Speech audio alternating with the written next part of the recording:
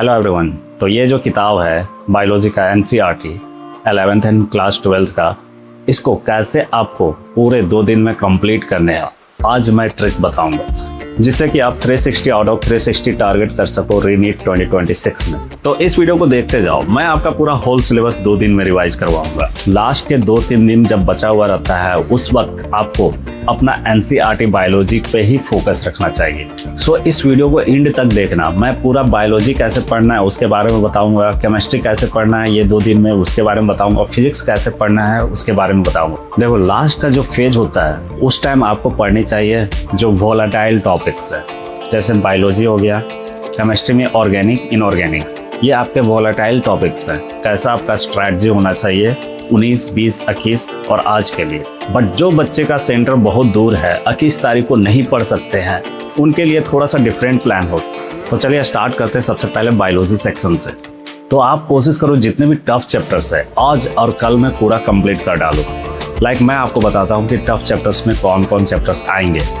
मैं जब पढ़ता था बायोलॉजी तो मुझे सबसे ज़्यादा टफ लगती थी और सबसे ज़्यादा स्कोरिंग भी होते थे। ऐसा नहीं बोल रहा हूँ कि ये चैप्टर्स स्कोरिंग नहीं है, स्कोरिंग भी है। Plant kingdom, animal kingdom, morphology of flowering plant, biomolecules, cell cycle and cell division, उसमें प्रोफेज 1 पूरा मैं भूल जाता था। इन सारी चीज़ों को रिवाइज करूँ। फिर अगर मैं प्लांट फिजियोलॉजी से बात करूँ तो इसमें आपको फोटोसिंथेसिस, रेस्पिरेशन, प्लांट हार्मोन, ये 3 चैप्टर्स को अच्छा से एक बार लाइन बाय लाइन देख लो, बहुत ही स्पीड में देखो। हाँ, जहाँ आपको लग रहा हो कि नहीं समझ में आ रहा वहाँ पे थोड़ा सा रुक करके पढ़ लो। ह्यूमन फिजियो में आपको पढ़ने में neural control and coordination, chemical coordinations and integrations, ये चैप्टर्स को अगर आप अच्छा से पढ़ लेते हो, एक बार फिर से रिव्यू कर लेते हो, देन आपका जो टफ क्वेश्चंस बनेंगे वो भी आपसे सही हो जाएगा। वो उसमें भी आपको ज़्यादा समय वहाँ पे देने की ज़रूरत नहीं पड़ेगा कि मुझे याद नहीं आ रहा है। और जब हर एक चीज़ याद रहेगा एग्ज़ाम हॉल में तो आप फास्टली क्वेश्चन को सॉल्व करोगे और आप अपना ज़्यादा समय फिजिक्स पे दे पाओगे भाई। इसलिए मैं बोल रहा हूँ ना। तो ये हो गए क्लास 11 के tough chapters of high yield topics. अब मैं बात करूँगा क्लास 12 का। तो क्लास 12 में बेसिकली आपको इधर sexual reproduction in flowering plant पे रिव्यू करना है। ह्यूमन रिप्रोडक्शन को पूरा लाइन बाय लाइन पढ़ लेनी है एक बार। उसके बाद जेनेटिक्स एंड इवोल्यूशंस, पूरा तीनों यूनिट आपको अच्छा से पढ़ना है। यहाँ से लगभग 10 से 15 क्वेश्चंस बन जाएंगे भाई, ये इतना हाई यील्ड टॉपिक है। उसके बाद बायोटेक का जलवा आप देखे हुए तो आपका होश उड़ जाएगा। बायोटेक 2 चैप्टर्स है लेकिन टफ भी है और हाई यील्ड भी है। यहाँ से 7-8 क्वेश्चन, 10 क्वेश्चन बन जाते हैं भाई। तो ये 2 चैप्टर्स अच्छा से कर लेना। उसके बाद मैं एक और चैप्टर बोलूँगा इकोलॉजी से पढ़ने के लिए, वो है बायोडाइवर्सिटी एंड कंजर्वेशन। ये जो चैप्टर्स है इसमें बहुत सारा डाटा है और हम लोग बार बार इन सारी चीज़ों को भूल जाते हैं, इसलिए आप इन सारे चैप्टर्स को पढ़ लो। तो ये आपका स्ट्रैटेजी होगा आज 18 और 19 टफ चैप्टर्स पढ़ने का, और फिर 20 को जितने भी बचे हुए इजी चैप्टर्स हैं वो सारे चैप्टर्स को पढ़ लो। इससे हो जाएगा आपका पूरा बायोलॉजी कंप्लीट। और 21 तारीख को जितने भी टफ चैप्टर्स हैं उन सारे चैप्टर्स को कंप्लीट करो। Like animal kingdom, plant kingdom, biological classifications, इन सारे के जितने भी एग्जाम्पल्स हैं वो सारे को जल्दी जल्दी रिव्यू करते जाओ। मॉर्फोलॉजी इन फ्लावरिंग प्लांट, उसका जितना भी एग्जाम्पल्स है उन सारे को रिव्यू कर लो। फिगर्स रिव्यू कर लो जितने भी हैं। बायोमोलिक्यूल्स के जितने भी डाटा है, टेबल है, उन सारे चीज़ों को आप रिव्यू कर लो 21 तारीख को। बट जो बच्चे का सेंटर बहुत दूर है, 21 तारीख को नहीं पढ़ सकते हैं, उनके लिए थोड़ा सा डिफरेंट प्लान होगा।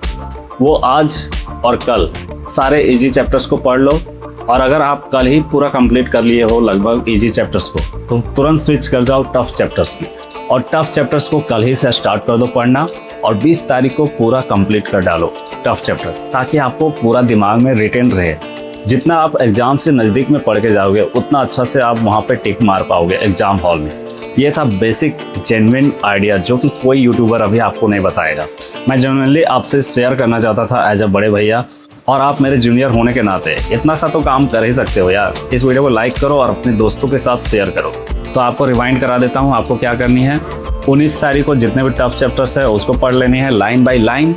उसके बाद जितने भी इजी चैप्टर्स हैं उनके पूरा लाइन बाय लाइन नहीं पढ़नी, बस हाईलाइटेड पॉइंट को याद करो। जैसे मैं आपको बता देता हूँ मॉर्फोलॉजी ऑफ फ्लावरिंग प्लांट्स, तो ये सारे इंट्रोडक्शन वाले पार्ट नहीं पढ़ने हैं भाई, इधर से स्टार्ट करनी है। आपका समय बहुत कम है और इस समय को मैक्सिमम यूटिलाइज करनी है। और ये साइंटिस्ट वाला जरूर पढ़ लेना भाई, पिछले बार क्वेश्चंस आए हैं पिछले साल 2025 में, तो इस बार भी हो सकता है क्वेश्चन आ जाए।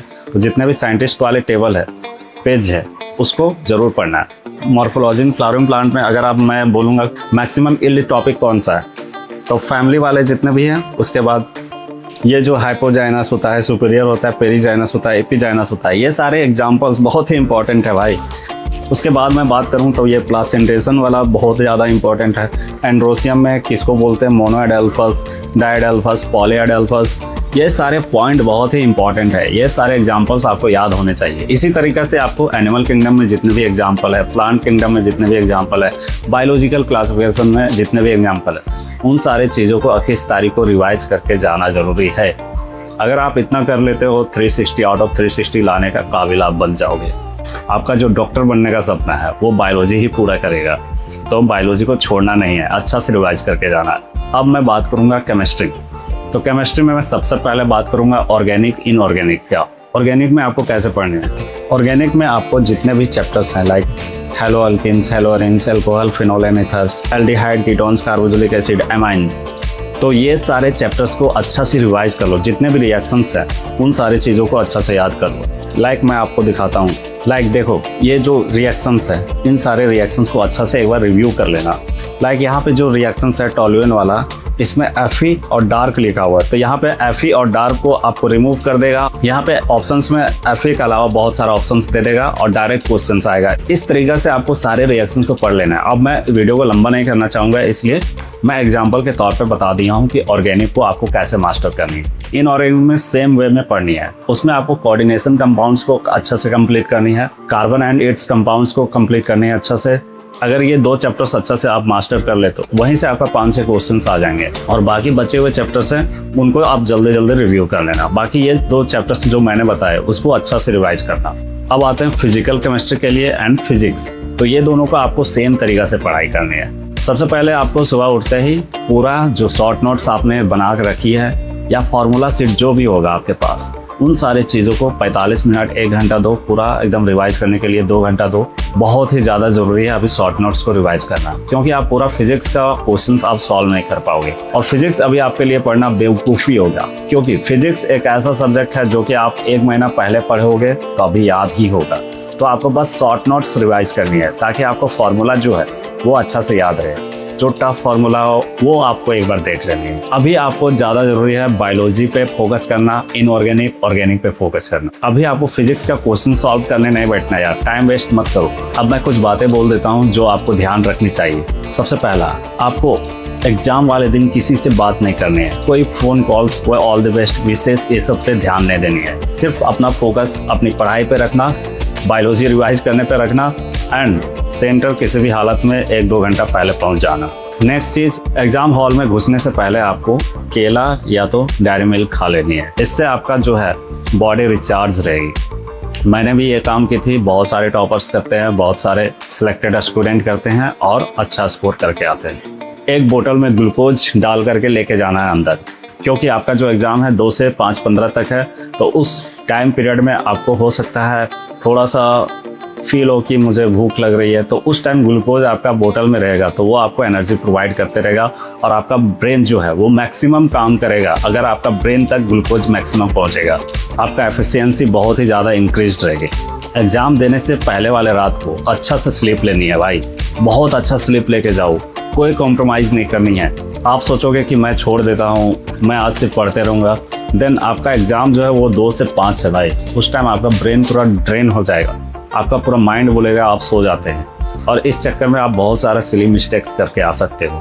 और मैं नहीं चाहता हूँ कि आप सिली मिस्टेक्स करो, इसलिए आप एक अच्छा स्लीप लेके जाना। नहीं भी स्लीप आ रही होगी तो लेट जाओ और बस सो जाओ। नींद आए या नहीं आए, बस आपको अपना बॉडी को रेस्ट देना है, ज़रूर नींद आएगी भाई। And at last most important बात मैं बोलूँगा आप लोगों को कि आपको इन्विजिलेटर के साथ बहुत ही अच्छा से प्यार से बात करना है, गुड आफ्टरनून बोल देना है, उससे वो थोड़ा सा इम्प्रेस हो जाएगा, जिससे कि आपको बहुत सारी चीज़ों में मदद करेगा। उसके साथ बहसबाजी नहीं करनी है, फाइट नहीं करनी है, आर्ग्यू नहीं करनी है। इससे आपका ब्रेन जो है वो डिस्टर्ब होगा और वो पूरा एग्ज़ाम ख़राब कर सकता है और आपका 2-3 साल का मेहनत बर्बाद हो सकता है। इसलिए इन्विजिलेटर के साथ प्यार से बात करो, चाहे वो कितना भी खड़ूस आदमी हो, उससे प्यार से बात करोगे, उसको रेस्पेक्ट दोगे, देन वो डेफिनेटली रेस्पेक्ट तुम्हें भी करेगा। एंड एट लास्ट जितने भी मिस्टेक नोटबुक आपने बनाए होंगे, मिस्टेक्स वाले क्वेश्चंस होंगे, उन सारे को एक बार रिवाइज कर लो, फिजिक्स के लिए, केमिस्ट्री के लिए, बायोलॉजी के लिए। बस इतना कर लो भाई, आपका सिलेबस कंप्लीट हो चुका है। अब आपको टेंशन लेने की ज़रूरत नहीं है, कॉन्फिडेंस हाई रहेगी, क्वेश्चंस आप वहाँ पे सॉल्व करके ही आओगे। और मैं भी यही काम करके सिलेक्ट हुआ हूँ। मैं जानता हूँ रीनीट 2026 के लिए फिर से प्रिपेयर करना बहुत ही टफ टास्क था, बट आपने पूरा 1 महीना डेडिकेट होकर के इस एग्ज़ाम को अपना 100% दिया है। तो अब आपको ये नहीं सोचना है कि मेरा एग्ज़ाम के दिन क्या होगा, जो भी होगा बहुत ही अच्छा होगा। आपने पूरा साल मेहनत की है, पूरा 1 महीना मेहनत की है, वो चीज़ कहीं ना कहीं गॉड देख रही होगी और आपको one of the best result देगी इस बार। सो इसी के साथ मैं इस वीडियो को एंड करता हूँ और all the best for reNEET 2026। जाओ, फोड़ के आओ, चाहे आपका सिलेक्शंस हो या ना हो इस एग्ज़ाम में, बट आपने 100% दी है, तो आपके लिए लाइफ में कहीं ना कहीं आप अच्छा ही करोगे। तो ये आपको टेंशन नहीं लेना है, एंग्जाइटी नहीं लेना है कि मेरा एग्ज़ाम क्लियर नहीं होगा, क्या होगा, एग्ज़ाम क्लियर हो गया तो क्या होगा। ये सब सारी चीज़ों को अभी छोड़ दो, अभी प्रोसेस पे फोकस करो। और ये मेरा शब्द नहीं है, हमारे ग्रेटेस्ट इंडियन क्रिकेटर का लाइन है कि आप प्रोसेस पे ध्यान दो, रिजल्ट पे फोकस करोगे देन आप डिस्टर्ब हो जाओगे। हमारे MS धोनी सर। इसी के साथ once again all the best for reNEET 2026। जय हिंद, जय भारत, स्वस्थ भारत।